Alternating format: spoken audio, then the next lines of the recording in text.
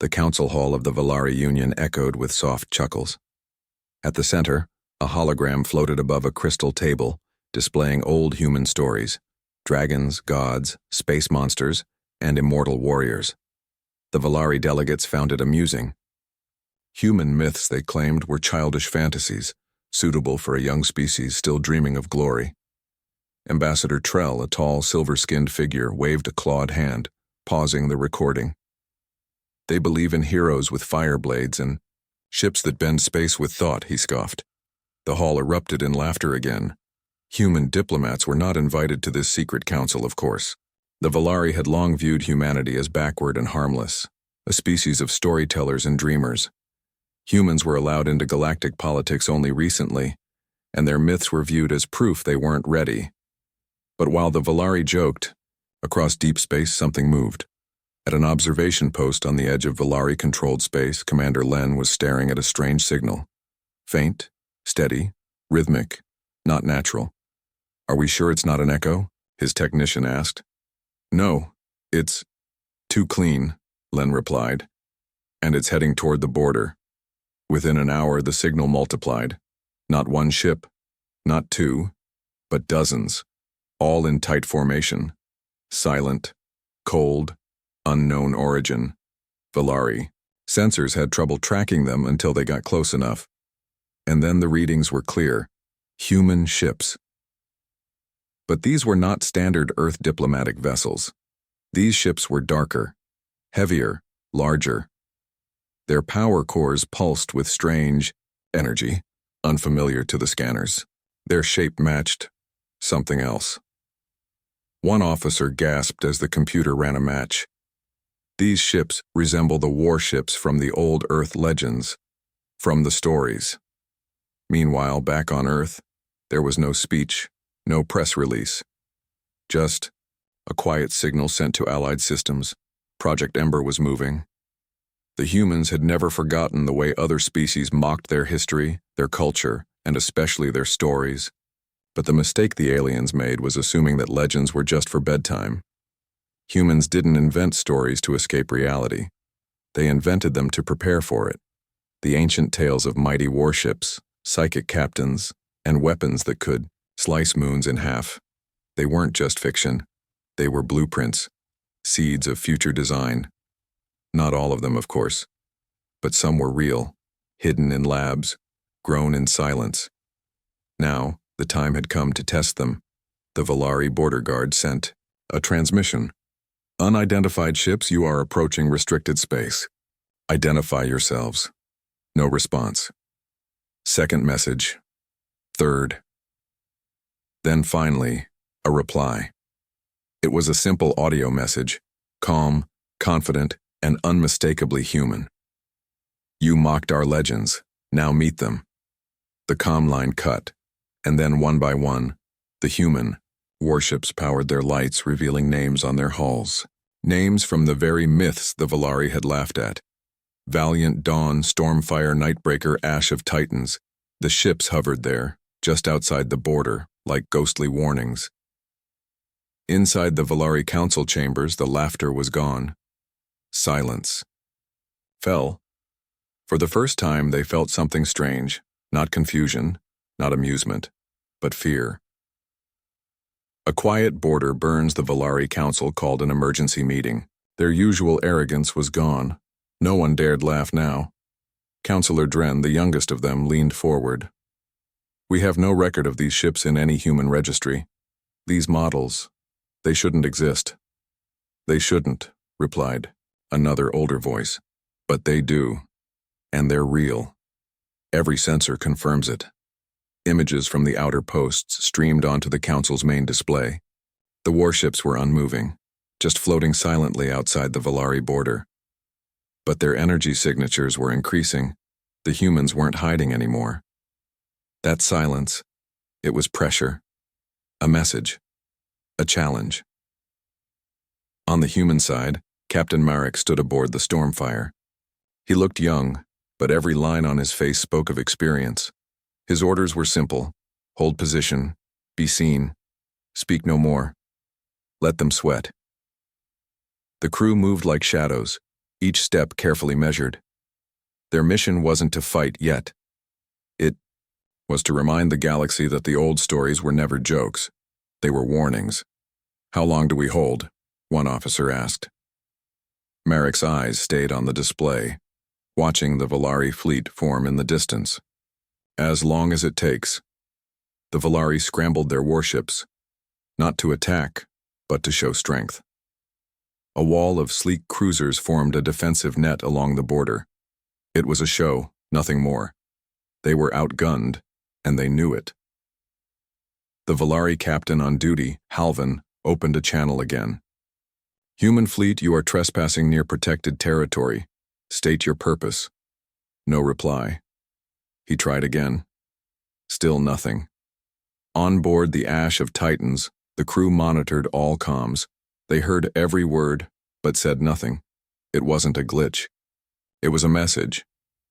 Valari civilians across nearby systems began to panic. News spread fast. Human warships on the border. Shops closed. Flights were delayed. Some left their homes entirely. These weren't just any ships. These were the ships from human myths. The kind that shattered moons and walked between stars. Were the stories real?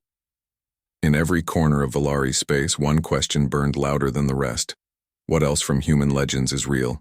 The Valari government dispatched an urgent envoy toward Earth, a diplomatic message, a plea for calm. But Earth did not respond.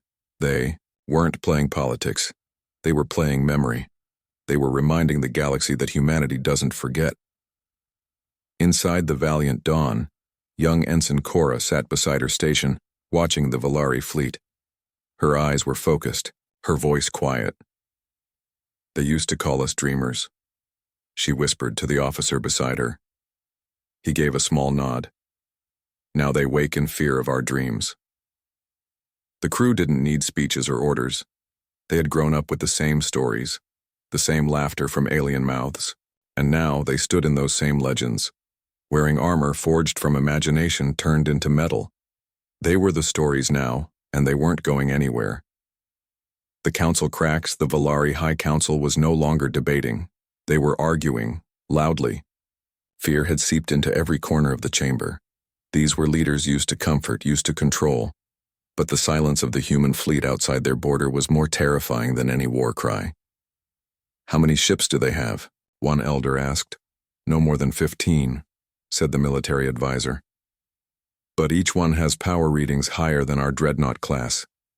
And the Ash of Titans, it's emitting gravimetric waves we've never recorded before." "They're not attacking," said Counselor Evan. "That means they're bluffing." "Call them?" "No," said a quiet voice, one of the few scientists present. "That means they're showing restraint. There's a difference." On board the Stormfire, Captain Merrick watched the Valari fleet grow larger. He wasn't worried. He had faced worse odds in the Outer Rim. But this mission wasn't about battle, it was about belief. "Do you think they'll fire?" asked his second-in-command. "No. Not yet," Merrick replied. "They're still hoping this is all for show. But hope fades fast under pressure." A moment later, his console pinged. Another hail from the Valari fleet. "Please respond. We request a peaceful conversation." Still no reply. Instead, the human warship shifted slightly, just a small formation movement. But it was enough to trigger panic in the Valari fleet. Several cruisers accidentally powered their weapons, breaking the defensive silence. The humans didn't react. They didn't need to. Their stillness spoke louder than any threat. Back on Valari Prime, broadcasts began to flood the public networks. Why? Are the humans doing this? Is this retaliation? What do these ships mean? One reporter held up a datapad. "This ship," she said, pointing to the Nightbreaker, "appears in over 300 human myth recordings. In those tales, it was said to consume starlight and silence enemy fleets. Is this fiction or prophecy?" The question scared even those who refused to believe. Among the Valari elite, a new suggestion was whispered. Surrender a system. Just one. As a gift. As an offering. Maybe that would show good faith. but others resisted. "We are a proud people," they shouted. "We do not bow to superstition." "They're not demanding anything," came the reply. "That's what's terrifying. They didn't ask, they just came." On board the Valiant Dawn, the crew prepared their next maneuver. The plan was simple: move closer, not across the border. Just near enough to make the Volari flinch. It worked. As the human ships advanced by just a fraction, the Volari border fleet scattered slightly, breaking formation. No shots were fired. But the message was clear. You can't hold the line. Humanity didn't need to invade. They just needed to stand there. For the Volari, the worst part wasn't the warships. It was what they represented. Stories, myths, legends, things the Volari had mocked for centuries, now standing at their doorstep. And the biggest question still remained unanswered. If the stories about the ships are real, then what else from human legend is waiting in the dark? Echoes of the past far. Beyond the Volari border, in a quiet, forgotten system, an ancient observatory came back online. Dust-covered consoles flickered to life as encrypted signals pinged into the void. Warnings, protocols, failsafes. The observatory belonged to the Terevan, an extinct race once considered the wisest species of their time. Their records had long been dismissed as philosophical nonsense, but now their final prophecy was trending across every Volari comm stream. When the stories rise and the old names return, stand down, for death travels with dreamers. The message repeated in multiple dialects. At first, most dismissed it. But now, with Stormfire, Valiant Dawn, and Ash of Titans sitting silently on their border, the words hit differently. On the Ash of Titans, Commander Lyra studied the stars through the bridge's forward dome. She'd read those ancient warnings. Growing up, most humans had. Not as prophecy, but as bedtime tales. Now she realized, humans were the only species that took legends seriously. Where others laughed, humans prepared. Where others forgot, humans remembered. And where others disarmed myths, humans built them. She turned to her crew. "We're not just ships. We're memory wrapped in armor. They thought our stories were dead. Let's show them they were sleeping." The Volari fleet was in disarray. Their formation was now defensive, not because they planned to fight, but because they didn't know what else to do. Commanders argued through encrypted channels. Some wanted to open fire. Others begged for diplomacy, but none could explain how. Humanity, barely a galactic junior species just 50 years ago, had created ships that matched ancient designs never seen in real life. And worse, they began to realize, humanity didn't share everything they knew. Inside the Volari Council chamber, a single word was spoken that hadn't been used in generations: evacuation. "Prepare safe zones away from the border systems," one official ordered. "But we're not at war," another protested. "We weren't," the reply came, until the stars began whispering. On board the Nightbreaker, a comms officer received a quiet message from Earth Command. It was short, simple. "Begin final maneuver." The ship adjusted slightly. Its underbelly opened, revealing a long, dark corridor of light. Not a weapon. Not yet. But something ancient. Something the Volari sensors couldn't classify. They called it the Vault Beam. They didn't know its purpose, but they felt its weight. Across the Volari command net, silence turned into prayers. Not because humans had fired, but because they still hadn't. Back on Volari Prime, civilians began fleeing to outer colonies. News networks replayed interviews with former human diplomats, now considered special advisors. One line from a past interview resurfaced: "We don't start wars with stories, but we end them with legends." The Volari now understood. Too late. The memory that fights. The vault beam beneath the Nightbreaker remained open, glowing with soft pulses of crimson light. No energy weapons were fired. No boarding parties launched. Yet the Volari Command Center declared Code Black, the highest emergency level. They didn't understand what the vault beam did, but their instincts told them it was worse than any superweapon they knew. "What is it?" asked one general. "Something that doesn't belong in this time," whispered a scientist. On the valiant dawn, Captain Ilya stood still, hands behind his back. The silence on the bridge was deliberate. Tactical officers sat ready, hands hovering above controls. But the true weapon wasn't physical. It was the idea. They had all been briefed months ago. The plan wasn't to invade. It wasn't to conquer. It was to change the future. "Remind me," said one crew member, barely above a whisper. "Why didn't we use these ships before?" Ilya turned to him. "Because the galaxy wasn't listening. Now it is." Back on Valari Prime, an emergency vote was cast in the council. A full surrender? Rejected. Too early? A preemptive strike? Rejected. Too dangerous. But one motion passed with quiet desperation. Begin historical review of all human myths. Urgently. Suddenly, stories the Valari once stored in their entertainment archives were pulled into military databases. Engineers pored over human fables like ancient blueprints. Advisors scrolled through tales of solar dragons, cloaked armadas, and invisible warriors who moved between dimensions. "Could any of this be real?" one diplomat asked. "It doesn't matter," said the security chief. "What matters is the humans think they are. And they built them." In orbit above the border, the human warships began to broadcast. Not a voice. Not a threat. Music. Old Earth compositions. Haunting strings, slow piano chords, and tribal drums. They played across every frequency. No words, just sound. But for the Valari, it was a storm in the mind because the moment they heard it, they realized this was battle music. Human battle music, not made for fear, made for remembrance. Each note reminded them that the humans had not come for war. They had come to end one that started with mockery and silence. Aboard the Ash of Titans, Commander Lyra whispered to herself, "They thought our legends were just stories, but legends are just history, repeated with feeling."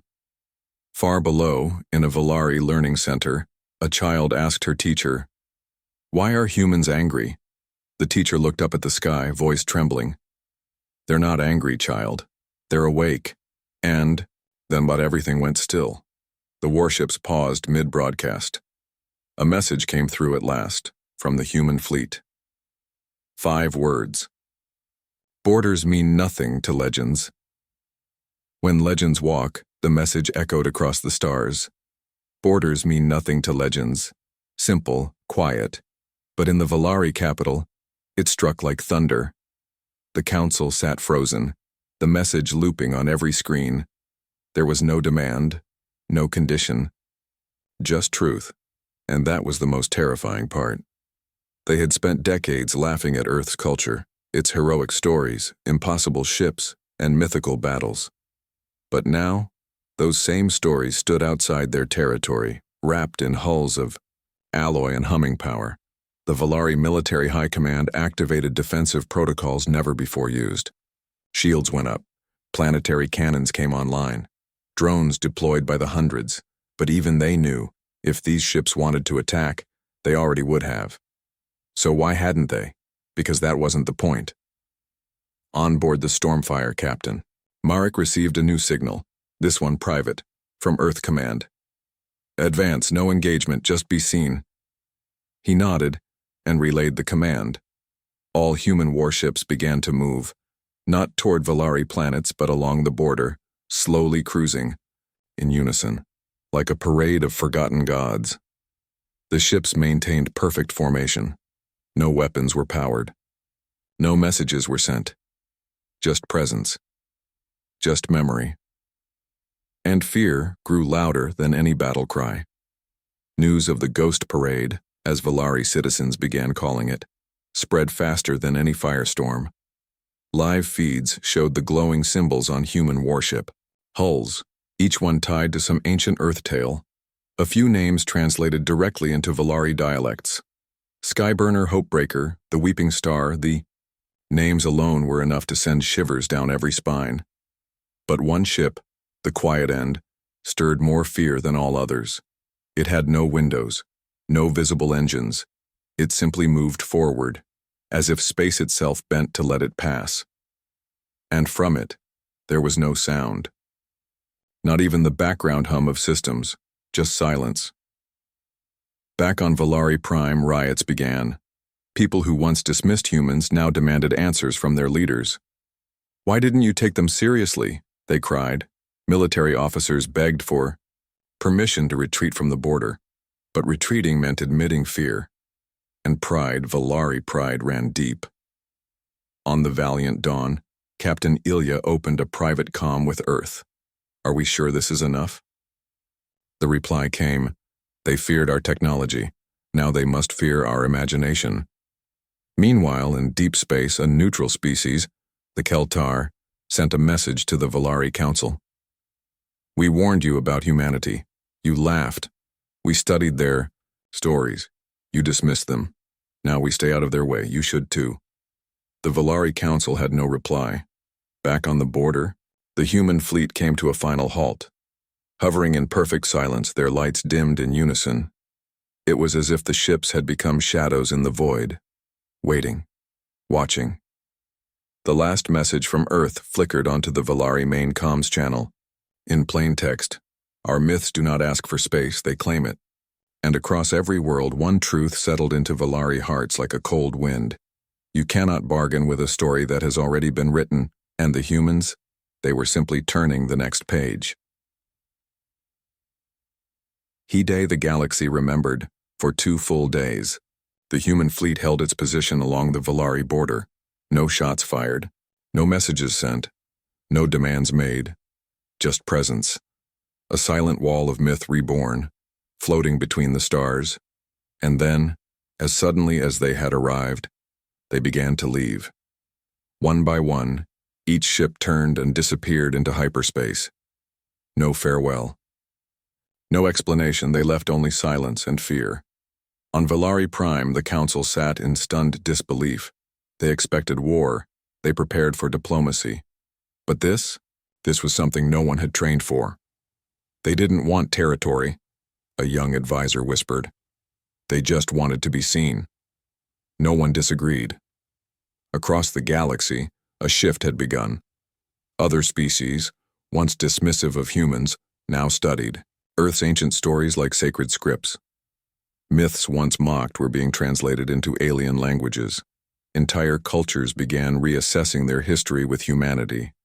Because now they knew, humans don't forget. Humans don't explain. Humans prepare. And when the time comes, they arrive.